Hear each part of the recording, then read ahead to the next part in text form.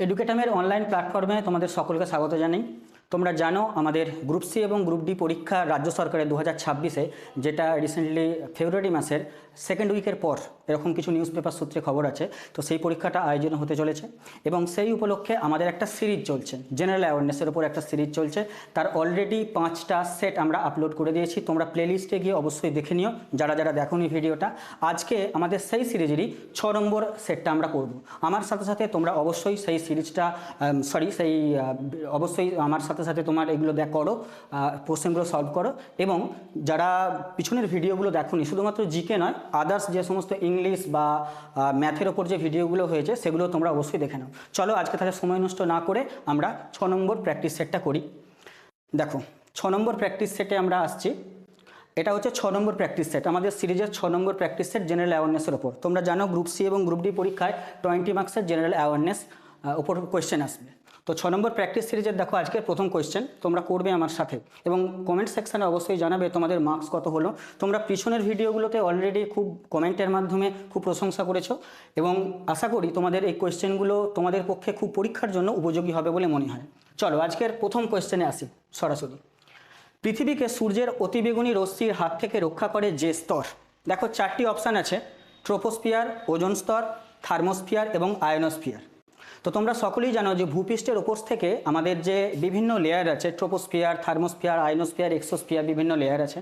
তার মধ্যে ট্রোপোস্ফিয়ার যে রিজিয়নটা, সেটার কি কাজ সেটা বলছি, কিন্তু এই প্রশ্নের উত্তর আগে দেখো। এই প্রশ্নের উত্তর কি হবে? সেই প্রশ্নের উত্তর হবে সেটা হচ্ছে ওজোন লেয়ার বা ওজোন স্তর। ওজোন লেয়ার বা ওজোন স্তর কী করে না, অতিবেগুনি রশ্মি যে আসে সেই অতিবেগুনি রশ্মির হাত থেকে আমাদের স্কিন ক্যান্সার, সেই স্কিন ক্যান্সারের হাত থেকে আমাদের রক্ষা করে। তো এই ওজোন স্তর সেটা কোথায় আছে? সেটা হচ্ছে স্ট্র্যাটোস্ফিয়ার রিজিয়নে আছে। স্ট্র্যাটোস্ফিয়ার রিজিয়নে রয়েছে। কিন্তু ট্রোপোস্ফিয়ার যেটা ভূপৃষ্ঠ থেকে মোটামুটি অ্যাপ্রক্সিমেটলি 10 থেকে 16 কিলোমিটার, 10 থেকে 16 কিলোমিটার ভূপৃষ্ঠ থেকে এর লেয়ারটার হাইট বলতে পারো। আর ওজোন স্তর কি আছে বা এর ওপরে আছে স্ট্র্যাটোস্ফিয়ারটা আছে ট্রোপোস্ফিয়ারের ওপরে। তবে ট্রোপোস্ফিয়ার আর স্ট্র্যাটোস্ফিয়ারের মাঝে একটা স্তর আছে, তার নাম হচ্ছে ট্রোপোপজ। তো তারপরে শুরু হচ্ছে স্ট্র্যাটোস্ফিয়ার রিজিয়ন। তো আমাদের এই কোশ্চেনের উত্তর কি হবে? অবশ্যই ওজোন লেয়ার, যেটা আল্ট্রাভায়োলেট রে, সেই আল্ট্রাভায়োলেট রেকে প্রোটেক্ট করে এই ওজোন লেয়ার। ক্লিয়ার? তো অতিবেগুনি রশ্মি থেকে রক্ষা করে আমাদের যেটা দেওয়া আছে সেটা হচ্ছে উত্তর হবে ওজোন স্তর। যারা বি অ্যান্সার করেছো তারা একদম ঠিক করেছো। থার্মোস্ফিয়ার আছে, আয়নোস্ফিয়ার আছে, তার উপরে রয়েছে। তো এই প্রশ্নের উত্তর বি অ্যান্সার যারা করছো তারা একদম ঠিক করছো। চলো আমরা সেকেন্ড কোয়েশ্চেনে আসি। 2 নম্বর কোয়েশ্চেনটা দেখো, ইটাই এই রোগের জন্য দায়ী যে ধাতুটা সেটা কি? ইটাই এটা একটা রোগ, তার জন্য যে ধাতুটা দায়ী সেটা কি হবে? অপশান এ আছে আর্সেনিক, অপশান বি আছে পারদ, সি আছে ক্যাডমিয়াম এবং ডি আছে লোহা। তো ইটাই এই রোগের জন্য যে দায়ী যে ধাতুটা সেটা কি হতে পারে? তো আর্সেনিক ঘটিত, তোমরা কি রোগটা জানো? আর্সেনিক ঘটিত একটা রোগ হয়, সেটা হচ্ছে ব্ল্যাকফুট ডিজিজ। ক্লিয়ার? পারদ ঘটিত রোগের নাম হচ্ছে মিনামাটা। ক্লিয়ার? ক্যাডমিয়াম ঘটিত, ইয়েস, যে সি অ্যান্সার করবে বা যারা সি অ্যান্সার করেছো তোমরা, তো তার একদম ঠিক করছো। ক্যাডমিয়াম ঘটিত যে রোগটা তার নাম হচ্ছে ইটাই। আচ্ছা, পারদ ঘটিত যে রোগটা তার নাম আমি কি বললাম আমার সাথে বলো? সেটা হচ্ছে মিনামাটা। ঠিক আছে?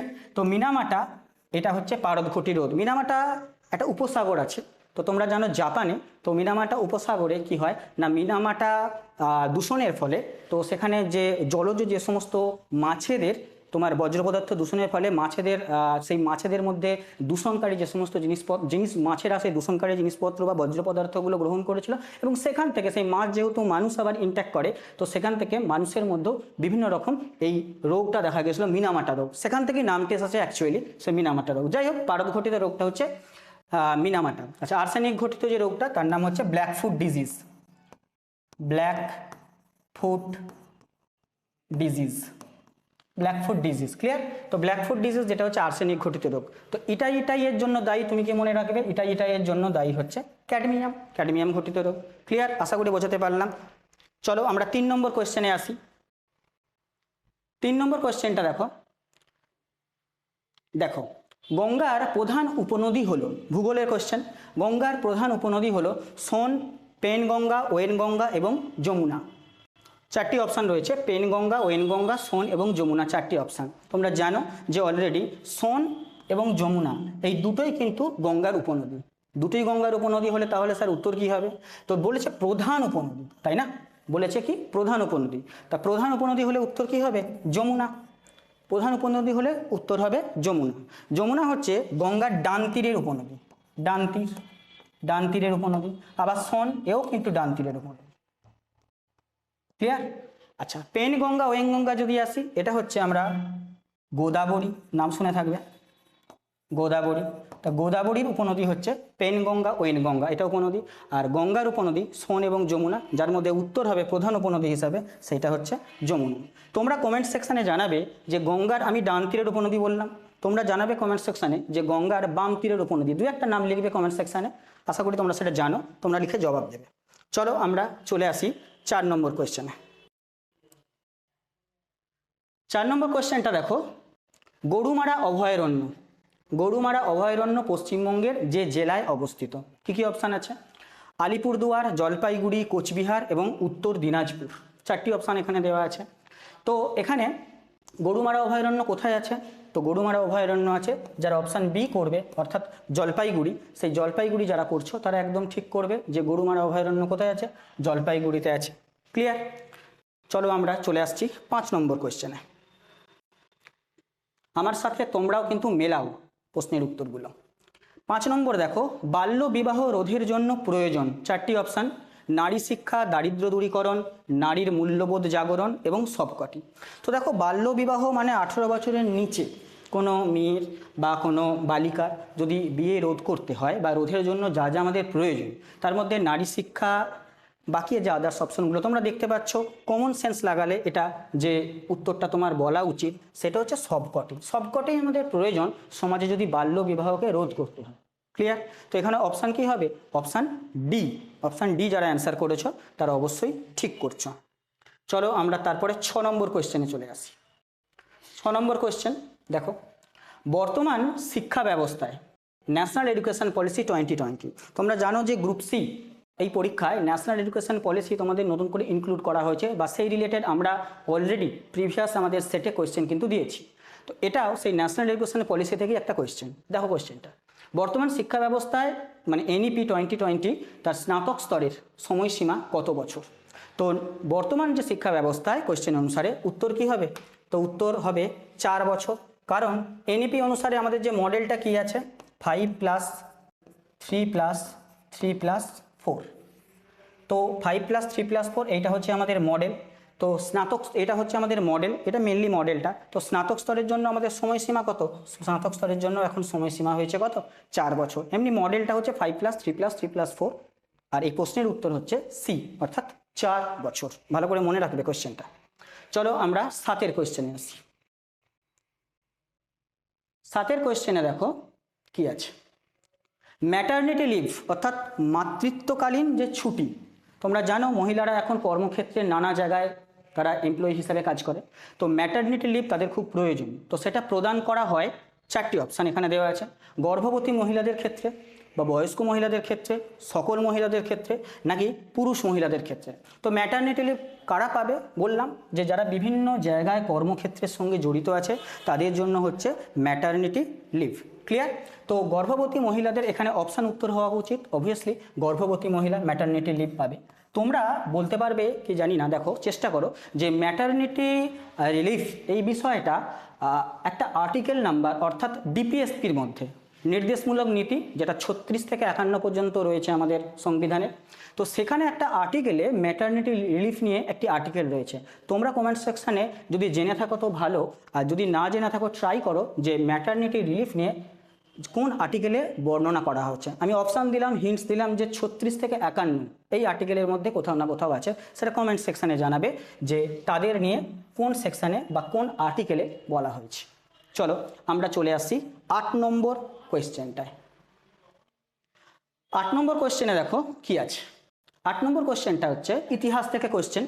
স্বরাজ্য পার্টি তার প্রথম যে সম্মেলন সেটা কোথায় হয়েছিল? কলকাতা, এলাহাবাদ, দিল্লি নাকি কানপুর? 4টি বড় বড় শহর। তো সেখানে স্বরাজ্য পার্টির যে প্রথম প্রথম সম্মেলন, সেই সম্মেলনটা কোথায় হয়েছিল? তো স্বরাজ্য পার্টি, প্রথম কথা তোমাকে মনে রাখতে হবে স্বরাজ্য পার্টির প্রতিষ্ঠা কোন সময়। স্বরাজ্য পার্টির প্রতিষ্ঠা তোমরা যদি দেখো সেটা প্রতিষ্ঠা হয়েছিল 1923 খ্রিস্টাব্দে। ঠিক আছে, 1923 খ্রিস্টাব্দে। এই স্বরাজ্য পার্টির প্রতিষ্ঠার জন্য মেনলি কোন কোন ব্যক্তি রেসপন্সিবল? তার জন্য দুজন ব্যক্তির নাম আমরা ইতিহাসে পেয়ে থাকি, সেটা হচ্ছে সিআর দাস অর্থাৎ চিত্তরঞ্জন দাস, দেশবন্ধু চিত্তরঞ্জন দাস, এবং আরেকজনের নাম পেয়ে থাকি মতিলাল নেহেরু। মতিলাল নেহেরু, এই দুজন ব্যক্তির নেতৃত্বে মূলত স্বরাজ্য পার্টি প্রতিষ্ঠিত হয়, সেটা হচ্ছে 1 জানুয়ারি 1923 অর্থাৎ 1923-এ স্বরাজ্য পার্টি প্রতিষ্ঠা হয়। তো কোথায় প্রতিষ্ঠা হয়? এটা প্রতিষ্ঠা হয় তোমার কলকাতাতে, কলকাতাতে প্রতিষ্ঠিত হয়। কারণ অসহযোগ আন্দোলন 1922-এ গোরক্ষপুরের একটা হিংসাজনিত ঘটনার জন্য সেটা রদ করে দেওয়া হয়, প্রত্যাহার করে নেওয়া হয়। তো তারপরে কিন্তু স্বরাজ্য পার্টি গঠিত হয়েছিল এই দুজন মহান ব্যক্তিত্বের দায়িত্বে বা তাদের রেসপন্সিবিলিটিতে। তো 1923 সালে কোথায় হয়েছিল? কলকাতায়। আশা করি বোঝাতে পারলাম। এই পর্যন্ত 8 পর্যন্ত আমাদের হয়েছে। চলো আমরা চলে আসি 9 নম্বর কোয়েশ্চেনে। 9 নম্বর কোয়েশ্চেনটা বলছে যে কোন সুলতানের আমলে, এটাও একটা ইতিহাসের কোয়েশ্চেন, কোন সুলতানের আমলে ভূমি রাজস্বের হার সব থেকে কম ছিল বা সবচেয়ে কম ছিল? ক্লিয়ার? ভূমি রাজস্বের হার সেটা সব থেকে কম ছিল। মোহাম্মদ বিন তুগলক, এখানে মোহাম্মদ বিন তুগলক করে নাও, ঠিকই বললাম, মোহাম্মদ বিন তুগলক এখানে অপশানটা। মোহাম্মদ বিন তুগলক, গিয়াসউদ্দিন তুগলক, ফিরোজ শাহ তুগলক বা ফিরোজ তুগলক, আর আলাউদ্দিন খলজি। এর মধ্যে কার সময়ে ভূমি রাজস্বের হার? প্রথম কথা, এটা তুগলক ডাইনাস্টির ব্যাপারটা আমি বলছি, 3টে অপশান তুগলক ডাইনাস্টিকে ঘিরে, একটা অপশান খলজি বংশ ঘিরে। তো এখানে তার মধ্যে হবে রাজস্বের হার সব থেকে কম। তোমরা একটু চেষ্টা করো এই প্রশ্নের উত্তর, যারা সি করবে না, যারা সি করবে তারা একদম ঠিক করবে যে ফিরোজ শাহ তুগলক, তার আমলে রাজস্বের হার সব থেকে কম ছিল। এবার দেখো তুগলক বংশ, তুগলক বংশের সময়সীমা যদি তোমাদের বলে বা তোমাদের একটু মনে রাখা প্রয়োজন অপশান এলিমিনেট করার জন্য, তো তুগলক বংশের সময়সীমা যদি আমরা বলি যে 1320 থেকে 1414, 1320 থেকে 1414 টোটাল তুগলক বংশের রাজত্বকাল। তার মধ্যে ফিরোজ শাহ তুগলক তাহলে কবে, বা ফিরোজ শাহ তুগলকের সময়সীমা কবে? না, ফিরোজ শাহ তুগলকের সময়সীমা হচ্ছে 1351 থেকে 88, এই সময়ে হচ্ছে ফিরোজ শাহ তুগলকের সময়কাল। ইনি 24 রকমের প্রায় কর তুমি রদ করে দিয়েছিলেন। তো এখানেও সেটাই কোশ্চেনটা যে রাজস্বের হার সব থেকে কম, তো কি উত্তর হবে? ফিরোজ শাহ তুগলক। নিশ্চয়ই মোহাম্মদ বিন তুগলক হবে না। মোহাম্মদ বিন তুগলককে তোমরা জানো ইতিহাসে পাগলা রাজা বলা হয়, তার সময় বরঞ্চ কর 10 থেকে 20 গুণ বৃদ্ধি পেয়ে গিয়েছিল। ক্লিয়ার? তো উনি তো হবেনই না। তো উত্তর এই প্রশ্নের কি হবে? ফিরোজ শাহ তুগলক। ক্লিয়ার? চলো আমরা 9 নম্বর কোয়েশ্চেনে আসি। 10 নম্বর কোয়েশ্চেনে আসি। 10 নম্বর কোয়েশ্চেনের দিকে যদি তাকাই তাহলে সেটা দেখবো ইন্ডিয়ান পলিটি থেকে একটা কোয়েশ্চেন। ইন্ডিয়ান পলিটি থেকে কোয়েশ্চেনটা এটাই যে অর্থ বিলকে কেন্দ্র করে কোনো বিতর্ক দেখা দিলে কার সিদ্ধান্ত চূড়ান্ত সিদ্ধান্ত বলে গণ্য হবে? এখন প্রথম কথা, অর্থ বিল বা মানি বিল বা অর্থ বিল সংবিধানের কত নম্বর আর্টিকেলে আছে? তোমরা নিশ্চয়ই বলবে স্যার যে আর্টিকেল নাম্বার, স্যার আমরা জানি যে 110, আমি কেন্দ্রের অর্থ বিলের কথা বলছি। তো আর্টিকেল নাম্বার 110-এ আছে তোমার অর্থ বিল বা মানি বিল, এটা ঠিক। কিন্তু সেটাকে ঘিরে যদি চূড়ান্ত সিদ্ধান্ত বা বিতর্ক দেখা যায়, তো কার সিদ্ধান্ত চূড়ান্ত বলে গণ্য হবে? তো কার সিদ্ধান্ত? উত্তর যারা করেছো স্পিকার, তার একদম ঠিক করেছো। স্পিকারের সিদ্ধান্ত হচ্ছে চূড়ান্ত সিদ্ধান্ত অর্থ বিলকে ঘিরে। তো স্পিকার আরেকজন যে ব্যক্তিত্ব আছেন তিনি হচ্ছেন রাজ্যসভার চেয়ারম্যান। প্রথম কথা তোমাদের একটু বলে রাখি যে আমাদের পার্লিয়ামেন্ট নাম শুনে থাকবে নিশ্চয়ই যারা ইন্ডিয়ান পলিটি সম্পর্কে জ্ঞাত আছো। তো পার্লামেন্ট মেনলি গঠিত হয় লোকসভা, রাজ্যসভা এবং আর একজন থাকেন, তার নাম হচ্ছেন প্রেসিডেন্ট, তিনি হলেন প্রেসিডেন্ট। ক্লিয়ার? তো লোকসভা, রাজ্যসভা, লোকসভাকে যিনি পরিচালনা করেন তিনি কে? না, তিনি হলেন স্পিকার। আর রাজ্যসভাকে যিনি পরিচালনা করেন তিনি হলেন রাজ্যসভার চেয়ারম্যান। তোমরা যারা পলিটিক্যাল সায়েন্স পড়েছো তোমরা জানো যে লোকসভাকে যিনি পরিচালনা করেন স্পিকার, রাজ্যসভাকে যিনি পরিচালনা করেন তিনি হলেন রাজ্যসভার চেয়ারম্যান। ক্লিয়ার? তো আমি এখানে অর্থ বিলকে কেন্দ্র করে প্রশ্নটা দিয়েছি, তাহলে স্পিকারের সিদ্ধান্তই তোমার কি হবে? চূড়ান্ত সিদ্ধান্ত। তো লোকসভাকে যিনি পরিচালনা করেন, তাহলে উত্তর হবে কি? স্পিকার। আচ্ছা, তোমরা এবার কমেন্ট সেকশনে উত্তর দেবে, এই যে রাজ্যসভার চেয়ারম্যান বললাম, অ্যাকচুয়ালি উনি আর একটা পদ হোল্ড করেন, সেই পদটা কি সেটা তোমরা কমেন্ট সেকশনে জানাবে। আশা করি তোমরা জানো। চলো আমরা পরের কোয়েশ্চেনটায় আসি। 10-এর কোয়েশ্চেনের পরে চলে যাব 11 নম্বর কোয়েশ্চেনে। তো 11 নম্বর কোয়েশ্চেনটা দেখো, এটাও পলিটিক্যাল সায়েন্স থেকে কোয়েশ্চেন। রাজ্যসভায় সভাপতিত্ব করেন, জাস্ট আগের কোয়েশ্চেনে আমি বললাম রাজ্যসভায় সভাপতিত্ব করেন, 4টে অপশান, উপরাষ্ট্রপতি, রাষ্ট্রপতি, স্পিকার নাকি প্রধানমন্ত্রী। তো রাজ্যসভার যিনি চেয়ারম্যান আমি আগের কোশ্চেনই বলেছি, এই প্রশ্নের উত্তর তাহলে কি হবে? রাজ্যসভার যিনি চেয়ারম্যান তিনি হচ্ছেন, আর একটা যে পোস্ট হোল্ড করেন তিনি উপরাষ্ট্রপতি, অর্থাৎ উপরাষ্ট্রপতি রাজ্যসভার চেয়ারম্যান, অর্থাৎ তিনি সেখানকার সভাপতিত্ব করেন। আচ্ছা, উপরাষ্ট্রপতি বর্তমানে কে আছেন এটাও তোমরা কমেন্ট সেকশনে জানাবে অবশ্যই। নেক্সট আমরা চলে আসি পরের। আমাদের এই যে সিরিজ আমরা চালাচ্ছি, সেই সিরিজ কেমন লাগছে তোমরা অবশ্যই কমেন্ট সেকশনে জানাবে, এবং তোমরা অনেকেই কমেন্টে যে সদর্থক উত্তর দিয়েছো সেটা আমাদের খুব ভালো লাগছে, আমাদের ক্ষেত্রে সেটা মোটিভেশন হিসেবে কাজ করছে। তোমরা যদি এইভাবে আমাদের পাশে থাকো, আমরা কথা দিচ্ছি ভবিষ্যতে তোমাদের আরও এরকম সিরিজ নিয়ে আসবো, আপ টু পরীক্ষা পর্যন্ত, একবারে গ্রুপ সিটি পরীক্ষা পর্যন্ত। চলো আমরা নেক্সট কোয়েশ্চেনে আসি, 12 নম্বর কোয়েশ্চেন। দেখো 12 নম্বর কোয়েশ্চেনটা ইকোনমিক্সের কোয়েশ্চেন, তাই না? মুদ্রাস্ফীতির অর্থ হলো, মুদ্রাস্ফীতি যার ইংলিশ নাম কি গো তোমরা জানো? তোমরা বলবে যে স্যার ইনফ্লেশন। ইনফ্লেশন মুদ্রাস্ফীতি। তো মুদ্রাস্ফীতির অর্থ হলো 4টি অপশান: ধনীর সংখ্যা বৃদ্ধি, টাকার যোগান বৃদ্ধি, আমদানি বৃদ্ধি, নাকি রপ্তানি বৃদ্ধি। ক্লিয়ার? তো মুদ্রাস্ফীতির এই যে উত্তরটা হবে তা তোমার কি মনে হচ্ছে? কি অপশান বি হতে পারে, টাকার যোগান বৃদ্ধি। মুদ্রাস্ফীতি, তার মুদ্রাস্ফীতি ব্যাপারটা কি না, ধরো এরকম একটা বিষয়, ধরো এই পেনটার দাম 10 টাকা, সাপোজ ধরে নিন এই পেনটার দাম 10 টাকা 2025-এ দাঁড়িয়ে। ক্লিয়ার? 2030-এ দাঁড়িয়ে এই পেনটার দামই হয়ে গেছে কত? এই পেনটার দাম হয়ে গেছে 15 টাকা। তার মানে 10 টাকার যে ভ্যালুটা আজকের দিনে, মানে 2030-এ দাঁড়িয়ে 10 টাকার ভ্যালুতে এই পেনটা পাওয়া যাচ্ছে না। তার মানে 15 টাকাতে যখন বাজারে এটা বিক্রি করছি, তাহলেও যে পরিমাণ 5 বছর আগে বিক্রি হচ্ছে, 15 টাকা করার ফলেও 5 বছর পরে সেম বিক্রি হচ্ছে বা তার থেকে বিক্রি বেড়ে গেছে। তার মানে টাকার ভ্যালুটা 10 টাকাটা তখন আর কোনো কাজেই লাগছে না, কোনো কাজে লাগছে না, ইন দ্য সেন্স এই পেনটার রেসপেক্টে কোনো কাজে লাগছে না। তাহলে মুদ্রাস্ফীতি হয়েছে, বাজারে মুদ্রাস্ফীতি হয়েছে, 10 টাকার জিনিসটা এখন 15 টাকায় পেয়ে যাচ্ছে এবং মানুষ সেটা অ্যাভেল করছে। ক্লিয়ার? তো মুদ্রাস্ফীতি মানে তাহলে মানুষের হাতে নিশ্চয়ই টাকা পয়সা আছে, যে আগের পেনটা যারা 10 টাকা কিন্তু এখন 15 টাকাতে সেই পেনটাই বিক্রি হয়ে যাচ্ছে। তার মানে মানুষের হাতে টাকা পয়সা আছে, টাকার যোগান বাজারে বৃদ্ধি পেয়েছে। ক্লিয়ার? তো শর্ট করে আমি বোঝালাম। তো মুদ্রাস্ফীতি, তো মুদ্রাস্ফীতির সঙ্গে তাহলে টাকার যোগান বৃদ্ধি পায়। আমি জাস্ট এটা একটা পেন দিয়ে বোঝালাম। এটা এবার সার্বিক দৃষ্টিভঙ্গিতে, অর্থনীতির দৃষ্টিভঙ্গিতে ব্যাপারটা একটু ব্রড সেন্সে ভাবতে হবে। চলো আমরা চলে আসি নেক্সট কোয়েশ্চেনে। 12 নম্বর কোয়েশ্চেনের পর আমরা আসি 13 নম্বর কোয়েশ্চেনে। 13 নম্বর কোয়েশ্চেনে দেখো, নেহেরু রোজগার যোজনা কি উদ্দেশ্যে গৃহীত হয়? নেহেরু রোজগার যোজনা এটা হচ্ছে বিভিন্ন সেন্ট্রাল গভর্নমেন্টের স্কিম থেকে একটা কোয়েশ্চেন। তো নেহেরু রোজগার যোজনা, প্রথম কথা বলে রাখি, নেহেরু রোজগার যোজনা কবে এসেছিল এটা প্রথমে জানতে হবে, এটা জেনে নাও 1989। এর সাথে সাথে আর একটা আছে জওহর রোজগার যোজনা, এদিকটা লিখি, জওহর বা জওহর রোজগার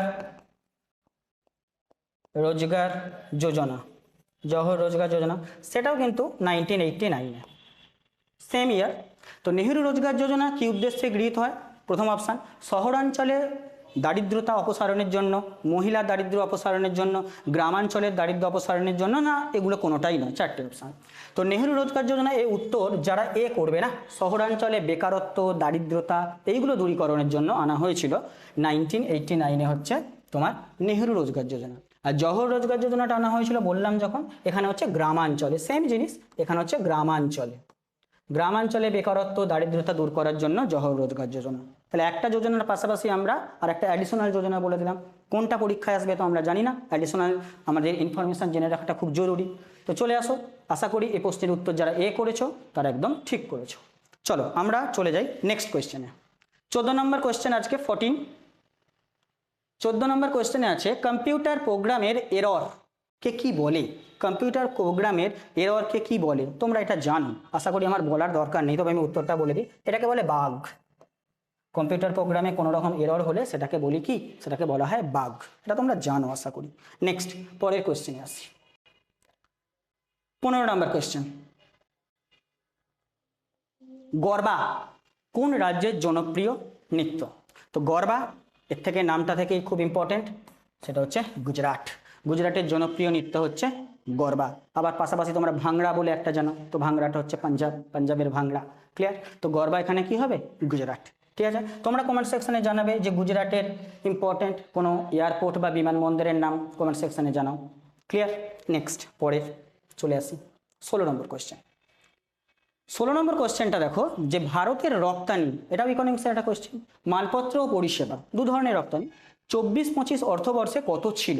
এটা তো তোমাকে স্ট্যাটিক ফ্যাক্ট মনে রাখতেই হবে, এগুলো স্ট্যাটিক ফ্যাক্ট, এগুলো তুমি তো নতুন করে কিছু এটা ভাবতে পারবে না।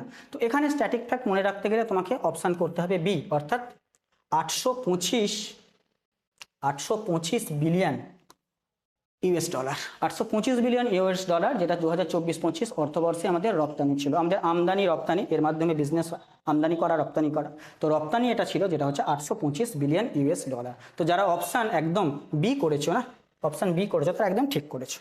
ক্লিয়ার। আমরা আসি 16-র পর 17 নম্বর কোয়েশ্চেনে। 17 নম্বর কোয়েশ্চেনটা দেখো, ভারতের জন্য বিশ্ব অর্থনীতির বৃদ্ধির হুমকি হিসাবে কোন বিষয় বেশি বলা হচ্ছে। দেখো, অর্থনীতি বৃদ্ধি, প্রত্যেকটা দেশই চায় যে তার অর্থনীতিটা বৃদ্ধি পাক। তো অর্থনীতি বৃদ্ধির জন্য কিন্তু এখানে কি বলা হচ্ছে, হুমকি, অর্থাৎ নেগেটিভ সেন্সে বলা হচ্ছে হুমকি। দেখো লাইনটা, হুমকি হিসাবে কোন বিষয়টাকে বলা হচ্ছে বা গুরুত্ব দেওয়া হচ্ছে। তো এখানে 4টি অপশান, ধীরে ধীরে উচ্চ বেতন, ভূ রাজনৈতিক উত্তেজনা, বেশি রপ্তানি, অধিক শিক্ষিত বেকার। এদের মধ্যে কোনটা হুমকি, মানে অর্থনীতি বৃদ্ধির হুমকি হিসাবে। এখানে বুঝতেই পারছো এটা হুমকি, যেহেতু কথাটা আসছে, দেখো ভূ রাজনৈতিক যে টেনশন, ভূ রাজনৈতিক যে উত্তেজনা, সেটা একটা কিন্তু অর্থনীতির পক্ষে হুমকি। কারণ তুমি জানো যে ভারতবর্ষের চারদিকে যারা প্রতিবেশী দেশ আছে, পাকিস্তান বা বাংলাদেশ বা চীন, তো সেখান থেকে তো বিভিন্ন প্রকারের থ্রেট আসে। সেই থ্রেট থেকে আমাদের সেটা অর্থনীতির ওপর ভবিষ্যতে প্রভাব পড়ে বাণিজ্যের ক্ষেত্রে। তো সেক্ষেত্রে ওয়ান অ্যান্ড অনলি অপশান যেটা হচ্ছে অপশান বি। ক্লিয়ার। নেক্সট 18 নম্বর কোয়েশ্চেন। 18 নম্বর কোয়েশ্চেনে দেখো যে কোন ট্রফি ক্রিকেটে দেওয়া হয়, মানে পরিষ্কার কথায় বলতে চাইছে এদের মধ্যে কোন ট্রফিটা ক্রিকেটের সঙ্গে যুক্ত। তো option A Ranji trophy, Scindia gold cup, এটা হচ্ছে সন্তোষ, সন্তোষ ট্রফি এবং ডুরান্ড কাপ। তো সন্তোষ ট্রফি, ডুরান্ড কাপ, এই সব যে অপশান আছে তার মধ্যে দেখো রঞ্জি ট্রফি হবে ক্রিকেটের সঙ্গে যুক্ত। তোমরা জানো যে রঞ্জি ট্রফি ক্রিকেটের সঙ্গে যুক্ত। তো রঞ্জি ট্রফি ক্রিকেটের সঙ্গে কোন ফরম্যাটে যুক্ত, নিশ্চয়ই জানো যে টেস্ট যে ফরম্যাট হয়, টেস্ট ফরম্যাটের সঙ্গে রঞ্জি ট্রফি যুক্ত। আচ্ছা, এবার দেখো সিন্ধিয়া গোল্ড কাপ, এটা কিসের সঙ্গে যুক্ত গো, এটা যুক্ত হকির সঙ্গে, হকির সঙ্গে। সন্তোষ ট্রফি কিসের সঙ্গে যুক্ত, ফুটবলের সঙ্গে, ফুটবল। এবং বেঙ্গল মানে বাংলা বহুবার সন্তোষ ট্রফি জিতেছে। ডুরান্ড কাপ, এটাও কিন্তু ফুটবলের সঙ্গে যুক্ত। ক্লিয়ার। আশা করি বোঝা গেল এখানে 18 নম্বর কোয়েশ্চেনটা। চলো আমরা আসি পরের কোয়েশ্চেন, 19 নম্বর কোয়েশ্চেন। 19 নম্বর কোয়েশ্চেনে চলে আসি যে কাবাডি এই যে খেলাটা, সেই কাবাডি খেলার কোন দেশ থেকে উদ্ভব হয়েছে। কাবাডি খেলার উৎপত্তিস্থল পরিষ্কার কথা বলতে চাইছে, শ্রীলঙ্কা, ভারত, চীন নাকি জাপান। তো কাবাডি খেলার উৎপত্তি, আমরা গর্বিত যে ভারত থেকে এর উৎপত্তিস্থল কাবাডি খেলা। তো উত্তর হবে কি ভারত। যারা বি অপশান করেছো একদম ঠিক করেছো। নেক্সট পরের এবং আজকের লাস্ট কোয়েশ্চেন, 20টা কোয়েশ্চেনের মধ্যে আজকের লাস্ট কোয়েশ্চেন।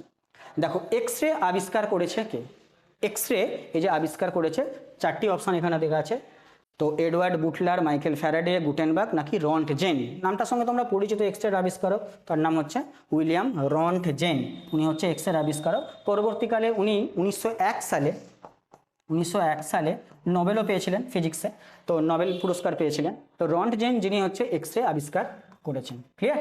তো আজকেই 20টা প্রশ্ন থাকলো। তোমাদের প্রশ্নগুলো বা এই সেশনটা কেমন লাগলো অবশ্যই তোমরা জানাবে। তোমরা যদি এরকম সেশন আরও পেতে চাও অবশ্যই কমেন্টের মাধ্যমে সেটা জানাবে, এবং আমাদের সিরিজ কেমন লাগছে তোমরা সেটাও জানিয়ে দিও। আর চ্যানেলের ভিডিও যদি ভালো লেগে থাকে অবশ্যই চ্যানেলটাকে সাবস্ক্রাইব করবে এবং ভিডিওটা এবং লাইক করে দেবে, কোনো অসুবিধা নেই, লাইক করে দিও একটা। তো এই বলেই আজকে ভিডিওটা শেষ করলাম। নেক্সট আমাদের ভিডিও আসবে, তোমরা চ্যানেলের সাথে জুড়ে থাকো। ধন্যবাদ।